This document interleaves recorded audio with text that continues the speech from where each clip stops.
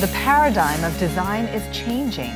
People want more than just flashy looks. People want designs that are user-friendly and provide new experiences. This is the reason UI and UX design is coming under the spotlight. Gun Pyo was the first person in Korea to link user interface and user experience. As the first design major to study abroad on government scholarship, Gun Pyo is currently fostering new talent. He's developing human-centered interaction design as a professor at the Korea Advanced Institute of Science and Technology, also known as KAIST. And for 2 years, from 2010 to 2012, the professor applied his deep knowledge and network to the business field as head of the Corporate Design Center at LG Electronics. Currently, he is leading design research as the director of the Human-Centered Interaction Design Lab at KAIST. This week on Heart to Heart, we meet with Professor Gun Pyo and listen to his design philosophy.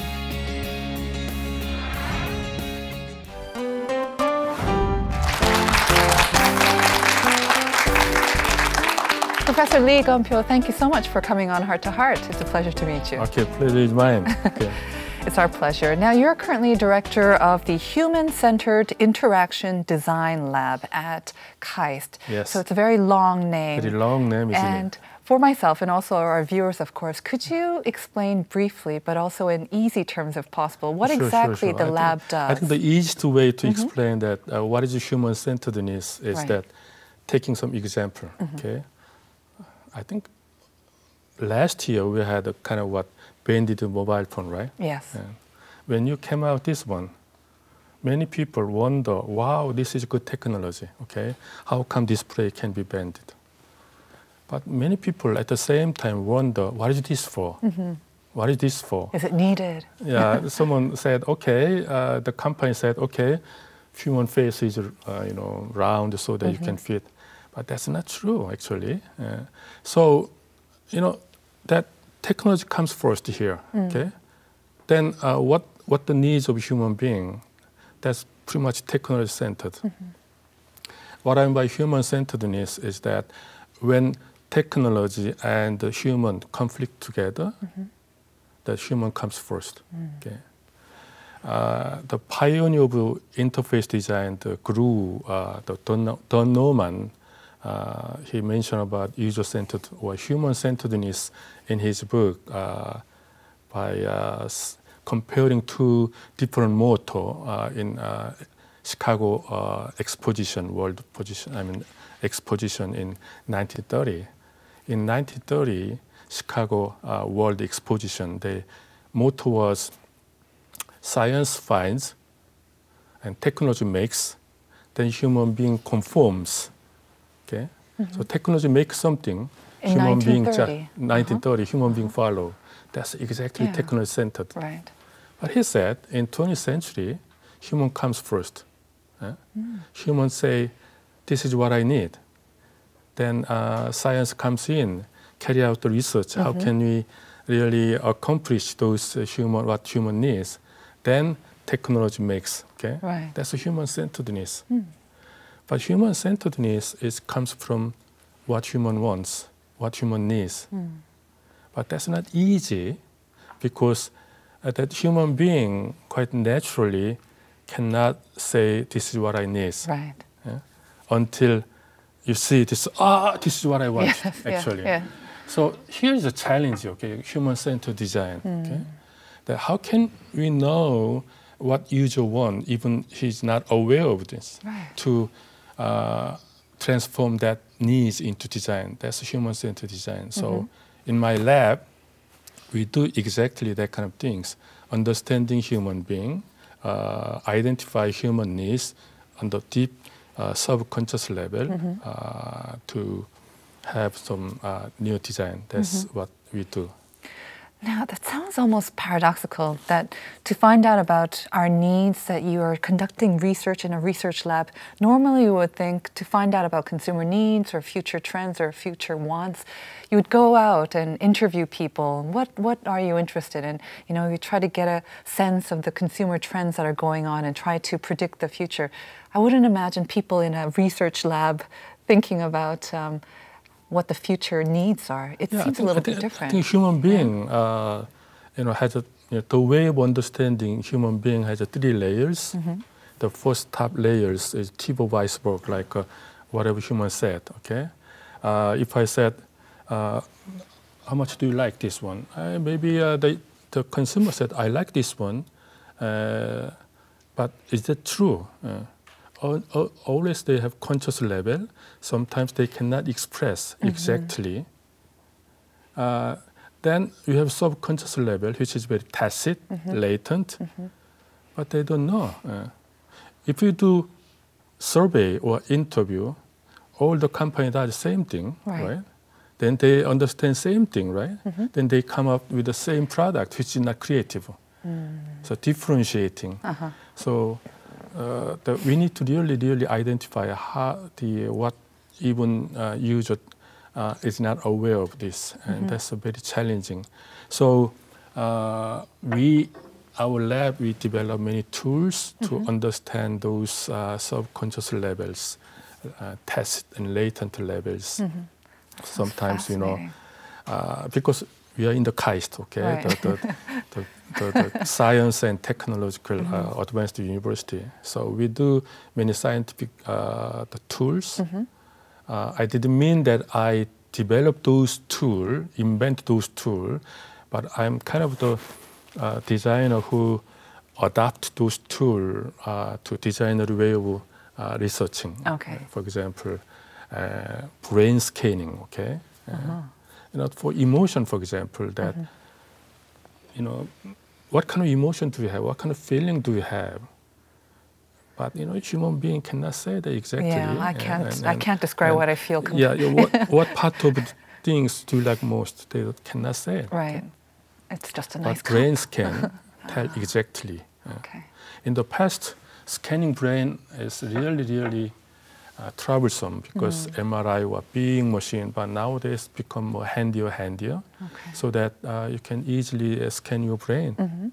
Or eye gaze analysis. You can easily track where you see. Right. So that which means that, okay, for cellular phone, that just let users take a look at this one, and they only look this part mostly. That tells you that users has really interest in that part, and so that designer can emphasize or whatever. Okay, so that's the scientific, but the term scientific needs very caution. Okay, because scientific cannot tell everything. Okay, in the final touch, creativity, intuitiveness. That's a human being, right? So we need to trade off balance between those two. Well, speaking of terms, let's just define some terms that I think will be coming up quite often in our interview today. For example, user interface, effective interaction. I think these are terms that most of us have heard. We think we know what it means, but I'm not sure if we really know what it means. You're not exception, okay? Even me too. Thank you. But I think user interface design is, that English term, that interface, is some relationship, right? So which means that face-to-face relationship. But here the face is not human being face, okay? But human side and machine side or product side are linking together. Right. So interface design, for example, interface for mobile phone, you have icon to click on, right? That icon link my intention to communicate to the mobile phone, right? This is what I wanted to do. Yeah. So that's the interface. So it's not only icon, but there are many things. The interface, for example, in everyday life, like that door knob, okay? Door handle can be interface between human being and the door, right? So interface is very something linking human being and product and software or whatever. But interface design has been existing such a long time, okay? But why interface design all of a sudden nowadays? Because the technological development in the past, in the industrial age, the product mainly machine, machines support many human physical body. For example, this chair supporting my hip and my leg, right? But computer begin to support your cognitive intelligence. So that here, the issue is that how can machine understand human information processing inside of cognitions, reflect them on the designing the machine. Right. Okay? So here concern is not how much comfortable it is, but is it understandable? Yeah? Okay. What to click first? Yes. How can you memorize your friend's email address? You know, something which is way different from physical human factors or ergonomics. Okay. That's interface design. What about effective interaction? Effective interaction design. I think interaction design, interface design is like some element of physical or whatever icon or buttons and control knob. But interaction design is interact actually. So, for example, the interaction design should be clickable or rotatable. You know, the action, right? What kind of action you need to do? Okay, so you know nowadays all the as the IT products may need to have display and touch and click, but there needs to be many different types of interaction as well. Sometimes you slide, sometimes you rotate. Nowadays, gesture can be recognizable, right? Gesture interactions. All those things are interactions. So interface is, say, a little bit static, but interaction is more action-oriented one. Also, I think in the user experience, a lot of the focus now seems Here to comes be... again, user experience design. That's the most bizarre terms, actually. It is. It kind of seems to mean everything. But when it comes to user experience, I get the feeling that emotions or satisfying the emotional part of them, aspect, actually. it seems to be a bigger and bigger part, actually. And you're well known, of course, as being the first person in Korea to bring together user experience and, which is called UX, I think, as well as user interface. You were the first person to bring them together. No, right? I cannot claim all the No? credit, but I'm kind of an early person who recognized the importance of user experience to interface design. But user experience design is beginning to think about what is really pleasurable experience of those interacting part, which has relation with those emotions. And for example, when you press keyboard, okay, you know what kind of feeling, you know what kind of resistance, what kind of elasticity you feel most pleasurable. You know? That kind of things are more. I mean the experience. Okay, for example, maybe when you open up the refrigerator door and close it, it's not just open and close, but how much thickness of those interaction or something. So that is how can we make interaction more pleasurable human experience. That was a narrow mindset. But in Korean term, interaction design, experience has two different meaning. One is 경험, one is 체험, right? But nowadays, experience design is becoming 체험. To experience the experience in a way, in English, kind of. In experience, the act of experiencing. While you experience, yourself is more immersing that experience. Yes. Okay, so which is more wider scope of the narrow 경험 design or just experience design. So thinking about the product, not in terms of device itself, what this device can give, what kind of experience can it lead to? Or? Can lead to human. In that way, for example, that how can human being experience most pleasurably for communicating? Obviously, not only mobile phone, but there are many other service information can go together, right? So that's the experience design. For example, that business card, as I exchanged just a minute ago. Business design is not paper graphic design. It's a networking experience, right? By exchanging the business card, you network, socializing, right? That's what, you know. That's why that the American famous franchise coffee shop, they said, we are not selling the coffee, we are selling socialization, right? Third place between home and work. Yeah, yes, right? yes. So that is really most fundamentally different type of thinking. So whenever I teach user experience design to my students, do not think the design in terms of device or noun, Right. but in terms of verb, so that, you know, what is this for? Asking why, what is this for? That's the most important thing, and that's the user experience design. Design was previously thought to be the sole domain of the art world, but it's now converging more with engineering to enhance customer satisfaction. And we'll now hear more from Professor Lee about how a product can combine form and function.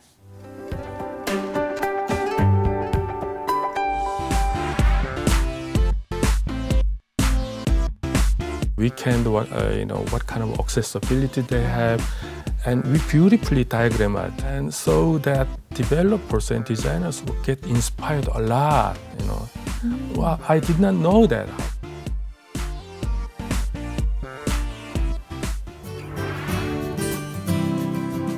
To create the best design, new experimental machines are being built and new methodologies created to test our subconscious. And that's what's happening at the Human-Centered Interaction Design Lab. Now, let's find out more about that. So before the break, I talked a little about how products are increasingly incorporating form and function. But you would almost think, isn't that a given? Shouldn't all products incorporate form and function? Sure. But that wasn't the case? Yes, but in the past, okay, particularly in Korea, that about up to middle of 80s, I think. That time, even Samsung, LG, or those big companies, they did not have really their own high tech, so that that people go abroad to attend all the big shows and bring back the state-of-art product and disassemble. Engineer copy that, then designer invited, and then ask them, making look different, right? In that case, form is most important, okay?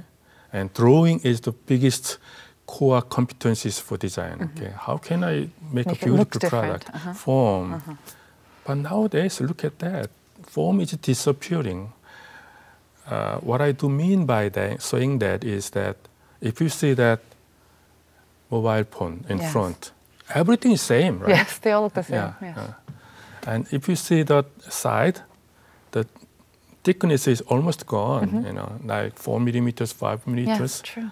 There's nothing left to design, actually. Just the covers now. Now they're designing backside, rear side, and beautiful was something you can interface and so on. You invest a lot of time to designing the backside, you know. But also, TV is not the exception. TV now, so the bezel, which means the frame, is almost gone, and the thickness become 4 millimeters. Wow. What can I design? So we need to really design more intangible, invisible things. So what if form is gone? What kind of role of design? And so form and design is always coming together, but the more products, it becomes invisible part, and so that's the currently big issues of our design community. If designers or design professors do not really actively tackle with those big emerging paradigm, maybe designer will become like a blacksmith or a lithographer around the 20th century. So obsolete, you mean? Yes. Oh dear. Let's talk a little bit about your lab. You have machinery and you also have different methodologies to tap into our subconscious to find out what we really want or what we really need. What I'm curious is the findings that you uncover or discover in your lab, are they very different from what you would normally expect? I mean, you said you kind of tap into the subconscious, but I would think, can't you not just predict it by asking them questions? Not at all. You know, I found out really interesting things, and before that, okay, we asked the questions, okay, no problem, I can do whatever, but actually it turned out to be the other way around.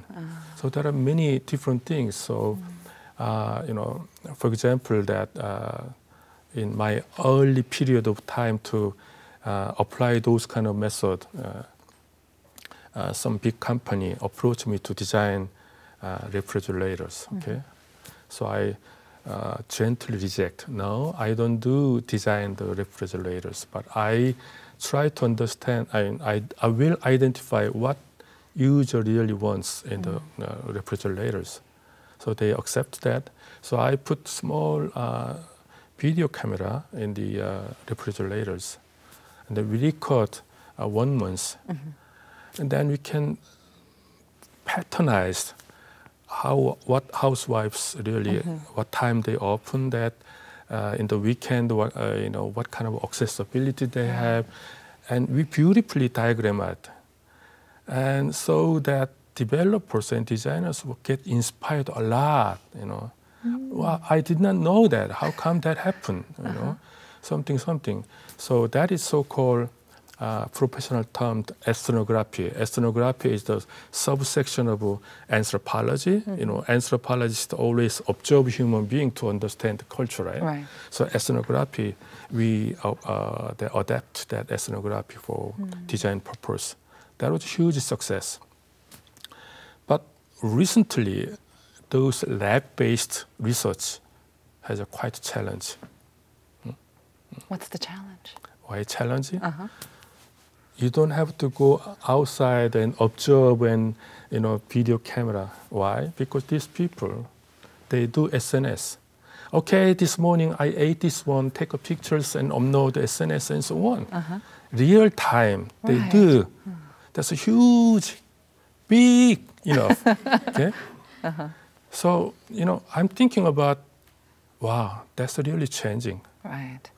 Also, user-centered design or human-centered design is, in terms of preposition in English grammar, for human being. But nowadays, users are getting stronger. I'm going to design too. So with design, so-called co-design, user participatory design. So that user research in the lab, closed lab, is getting useless, which is quite challenging but exciting as well. Then how can we invite users work together? That's really challenging.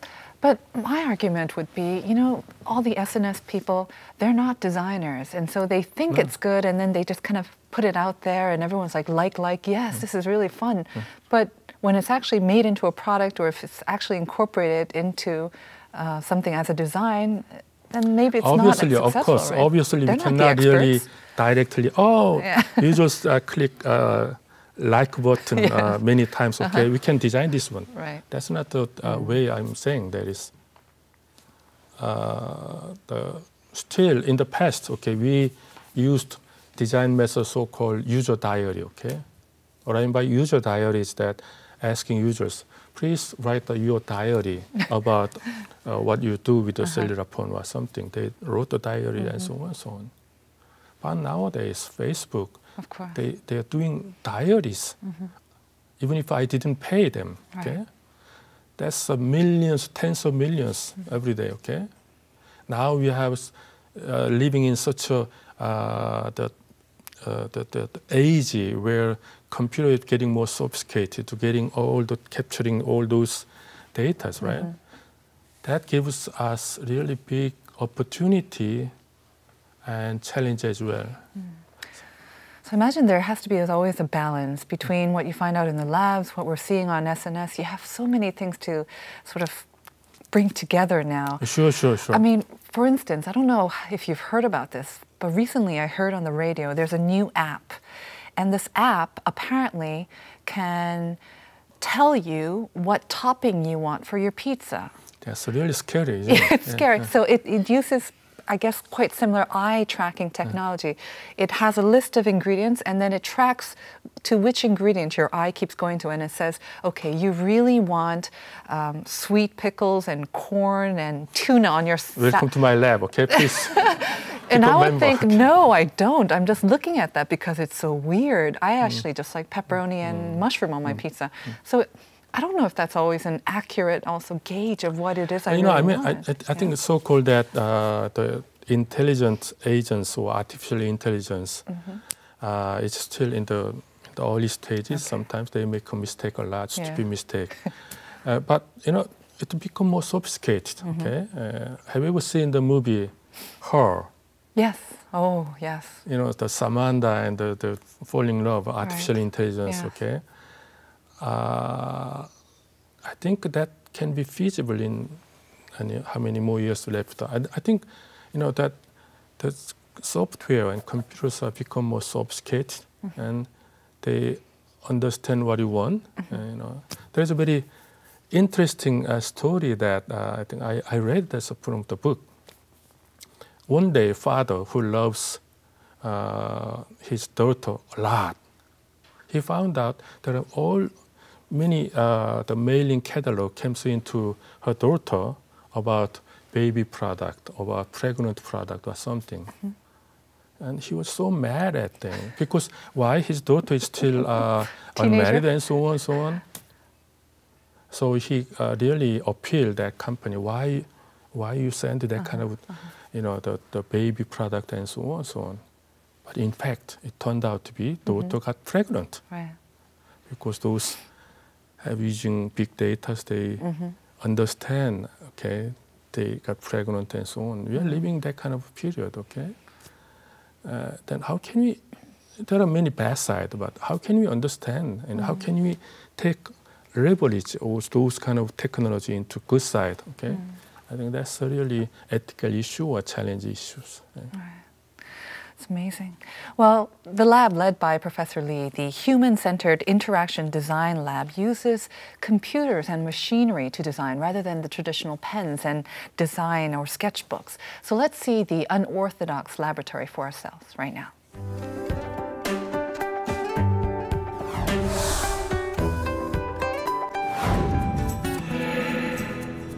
At KAIST, there's a department known as the Human-Centered Interaction Design Laboratory.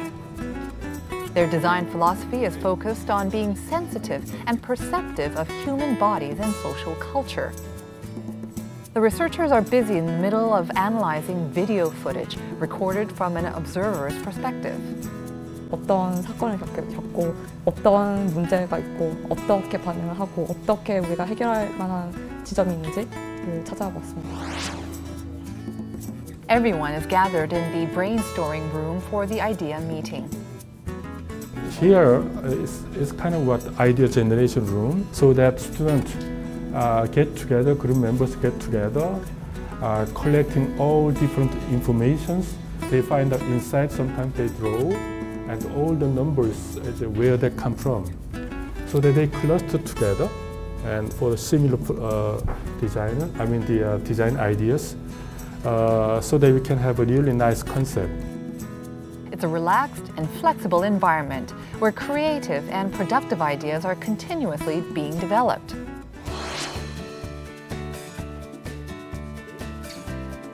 Questionnaire surveys only go so far when trying to delve deep into the human subconscious. So here they use a device to track and record participants' eye movements to determine patterns in their unconscious reactions. 실제로 사용자가 행하는 시선이 어디인지를 찾아냄으로써 실제 문제점을 좀 더 쉽게 파악할 수 있다는 장점이 있습니다. The designers learn everything they need to know by looking at where the participants' gazes land. Users become stronger and louder, so that how can we invite users, let them design their own self, okay, rather than as a designer we design them and distribute them. So that we need to really think users as a partner, as a collaborator, rather than the one who will use our design in one way. So that's our focus. How can we really design together with the users? That is our next strategy and future goal. What the participants look at tells the designers everything they need to know. They know that all design begins and ends with people, and that's why the research at the Design Lab is so focused on unraveling the human subconscious.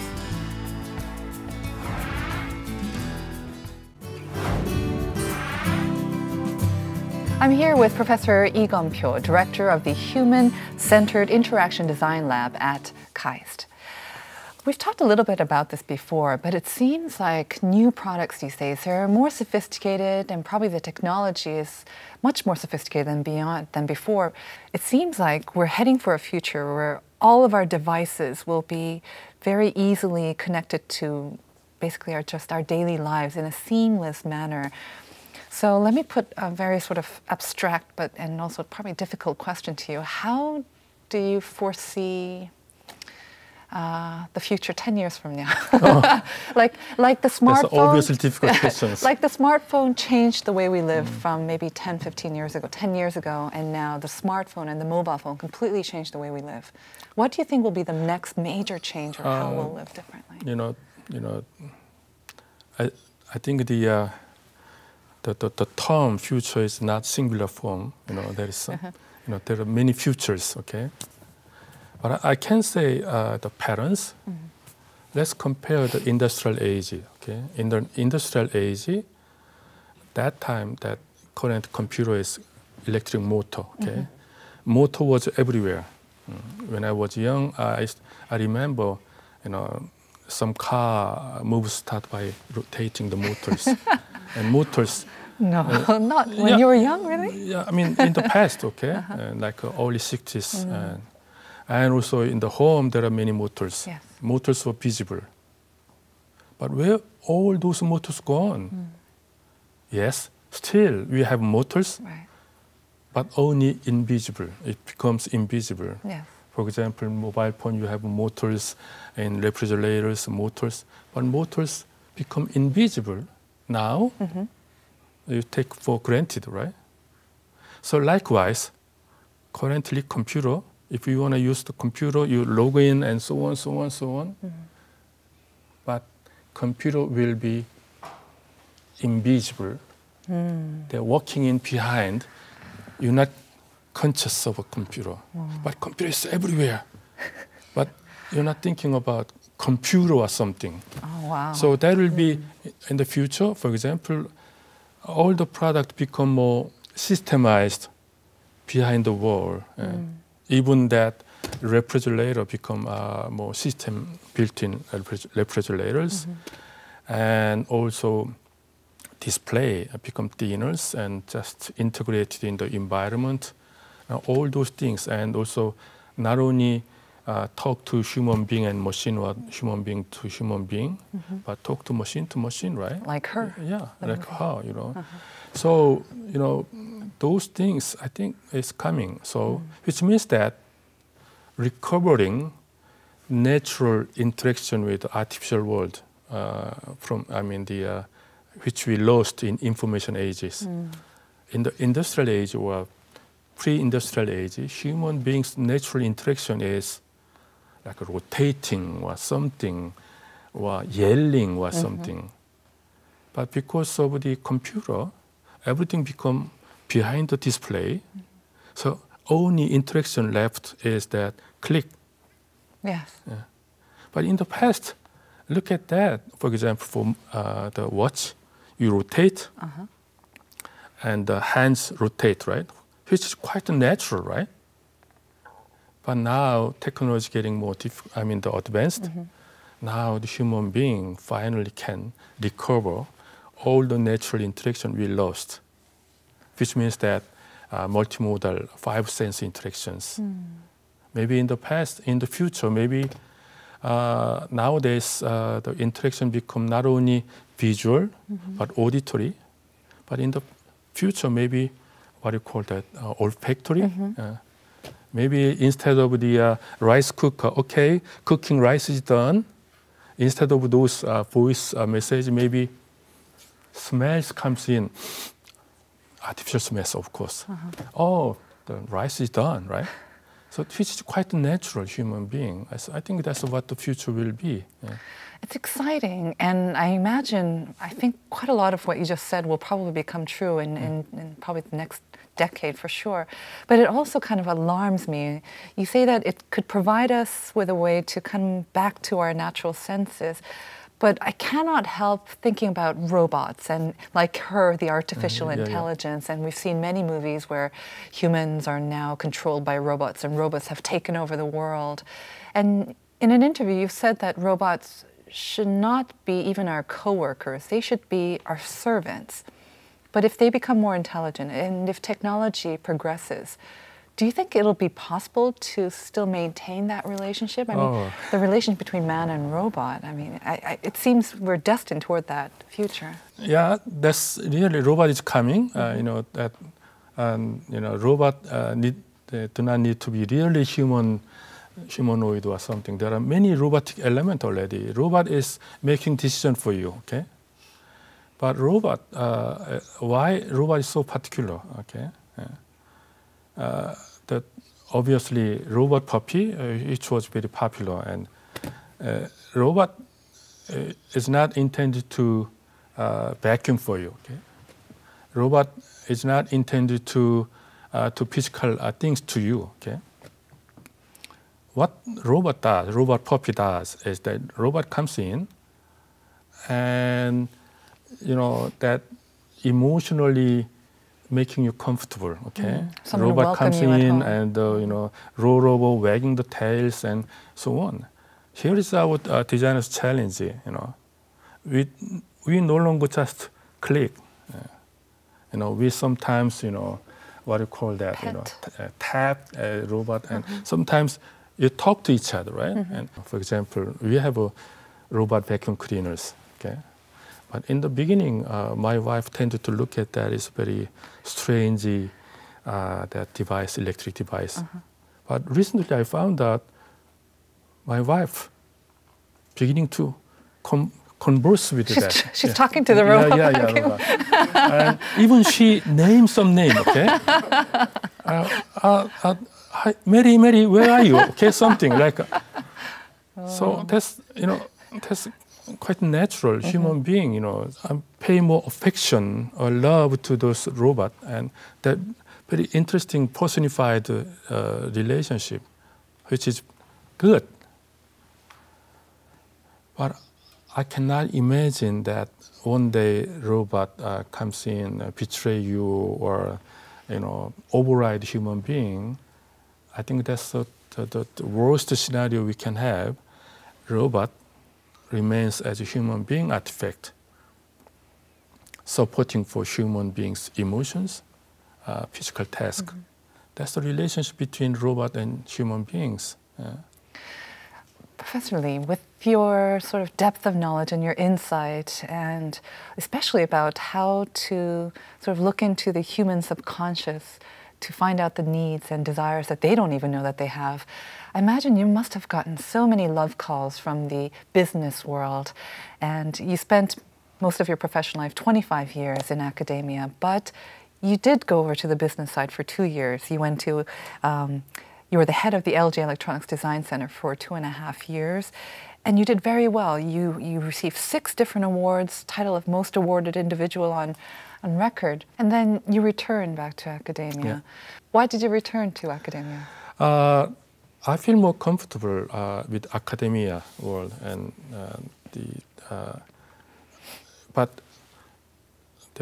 in order to have academic discipline, we need the practice. We need theory, right? I've been doing theory, right? Research. But fortunately, I was selected as one of the very few person as a higher position to experience practice. Right. While I was in practical world, in industry world, let's say real world, okay, I realized a lot. Oh, school is doing wrong, okay? Theory. What if I go back to school, I will change this one, okay? Those kind of things, list comes in. So I had kind of compelling my desire to go back to school to reflect industrial compelling demands on our new education program. So now I have maybe 5 more years before my retirement. So that is my biggest life goal and task to have a different design education paradigm set up. Okay. Well, as Professor Lee has been teaching for more than 25 years now, and we're curious to see what his classes are like. So let's take a look.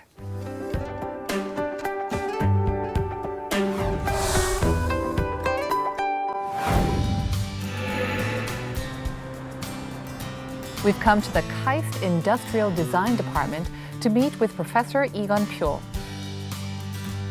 We're able to meet with him as he prepared for an upcoming lecture. This class is very interesting class this semester. Why? Because we got the research project from all the way from Holland, Netherlands, Sky team. So they came to us to ask about how can we really enhance the flying experience by the design. So we have been doing a lot of research about how the passengers and travelers they are having travel and what are the exciting pleasures and all those things. So that today is a final presentation. So you will see that how they came out with the design solution. It's the last class of the semester, and students will present the results of their research.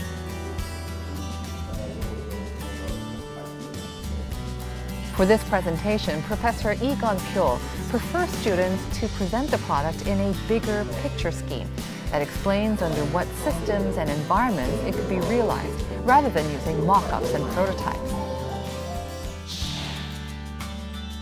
The students have taken on the various ease-of-use problems with ticketing, finding your gate, finding baggage, and connecting to flights that currently exist when traveling by air. They've analyzed it through the perspective of the consumer or the traveler and have come up with some design solutions. I really satisfied, and they really work day and night. They not only learn how to design, but they learn how to collaborate with each other. Because design always have team members, so they did really great job. And 15 weeks ago, in the first week of September, they came here without knowing all those kind of methodologies. But throughout 15 weeks, they made great differences. That is one of the most also touchable moment for professor to find out, those guys 15 weeks ago are completely different. Now they come as a more capable, young, fine designers. I really 100% satisfied for this class. What did Professor Gun Pyo's students take away from being in his class for 15 weeks? Every time we had something that we didn't think about. Because we always try to think about everything, but when we presented to professor always said, no, you didn't think about this and this and this, and you have to change everything, like all this part and all that part. Every time we talked to him was like a break point in the project. 교수님께서는 저희가 어떻게 한계까지, 그러니까 우리 스스로를 약간 챌린징하는 것 하게 잘 만드세요. 그러니까 저희를 그렇게 리드하시고, 또 저희가 항상 이까지 하면 충분하지 않을까 생각하는데 더 해보게 되고, 더 새로운 것들을 추구하게 되고. For the past 25 years, Professor E has been teaching his students how to create human-centered design. His passion for passing down his design philosophy to the younger generation shows no signs of slowing down.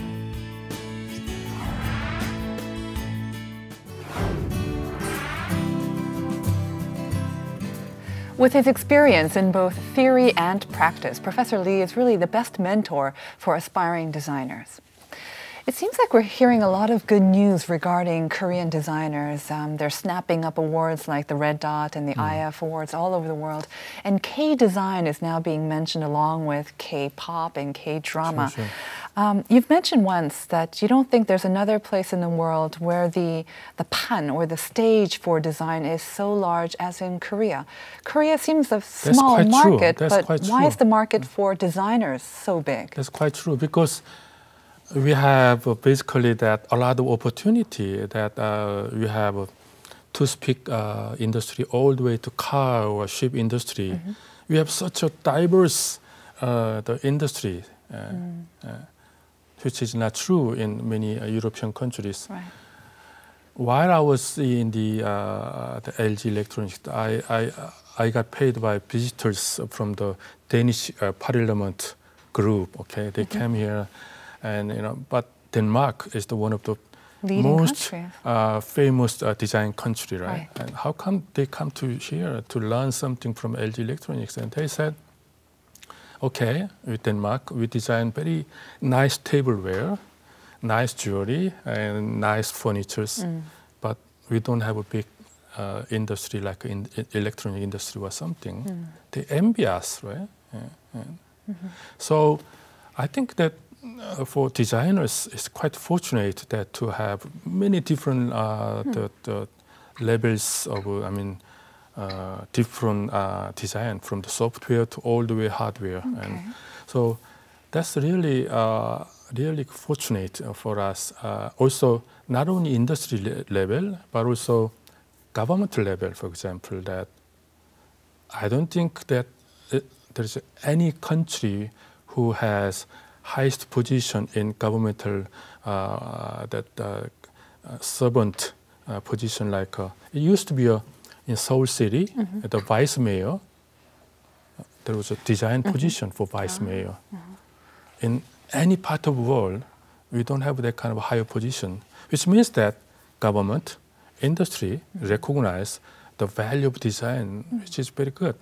But that's a pan, or that stage is really huge. We have a lot of opportunity, but I always make a warning for my younger generation. Look, okay, we have good, big stages. Unless you work very hard, the stage is gone to others. Okay, so we need to really work very hard. Okay. Last question. You've mentioned that you probably have maybe 5 years before you're going to retire from your position right now, but I imagine you'll have a very long career ahead of you anyways. So last question is, tell us about your future plans. That's really a very scary question, actually. As a Korean culture, every man do not have a really mental room, look back or look future, look ahead. What should I do? Always working day and night, tons of meetings, tons of working. Then all of a sudden you get retired. You don't know how to play. You don't know how to enjoy the time. So what should I do? Sometimes my first challenging is that how can I gracefully aging? Okay, how can I gracefully age? Okay, as you get older, that your psychology become very interesting. Okay, you look back and sometimes, very delicate, sensitive the psychological period. So I try to really have an answer about what can be my second life. After 1 year, I will have one more sabbatical leave. Okay. So during those sabbatical leave, maybe I'll go to cooking school, culinary school, because the cooking is kind of design. Okay, I do some cooking, and usually I invite 2 couples so that make up 6 persons together. And when I prepare those the event, I always think about what should be the dish I should serve, what kind of plate I need to prepare, what kind of music is good for that. Thinking about the person, guest, with a different set of product and music, even candlelight. That's a really nice design, So maybe that's my future. But maybe my wife does not agree with my second life. But, I think she would enjoy that. I think sure. she would like that. Yeah, very but much. my bad habit is that I never wash dish. Oh, but yeah, the cook doesn't wash dishes, no. So my wife, okay. Because as a designer, always, I collect many beautiful plates and tablewares. So I always change, okay, in the process of dining. And my wife, here comes again. Well, she likes the robot cleaner. There's also a great washing machine, of course, that are very good and do the job efficiently. I intentionally exaggerate my wife's, but do not, misunderstand. My wife is such a beautiful and... I'm sure. Well, I want to thank you so much for coming on the show, and I hope we can see you back here at Heart to Heart in the not-too-distant future, and we can talk about some new trends going on as well. I hope so, too. Thank you very much. And that was our conversation with Professor Gun Pyo, Director of the Human-Centered Interaction Design Lab at KAIST. Thank you for joining us on Heart to Heart, and see you again next time. Bye-bye.